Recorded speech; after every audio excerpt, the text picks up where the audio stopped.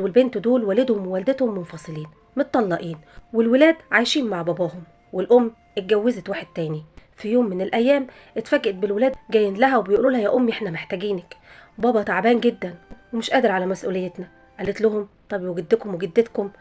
قالوا لها تعبانين ويا دوب بيقدروا يساعدوا نفسهم، واحنا يا ماما محتاجين لك وانتي وحشتينا. فالام قالت لهم صعب جدا انكم تعيشوا معايا، على العموم خدوا الفلوس دي وارجعوا البيت. فالولاد قالوا لها احنا مش محتاجين الفلوس دي، احنا محتاجينك انتي.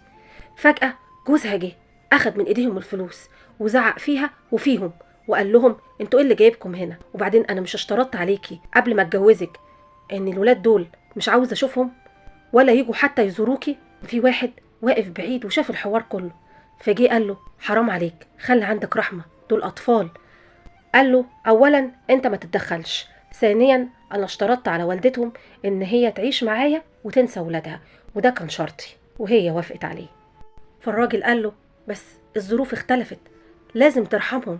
قال له أنا ماليش دعوة بظروفهم، وده كان شرطي، وأنا كده مش غلطان. يا ترى زوج الأم عنده حق في اللي هو بيقوله وإنه كان متفق معاها ومالوش دعوة بأي حاجة، ولا زوج الأم غلطان؟ منتظرة ردكم في التعليقات، وصلوا على النبي.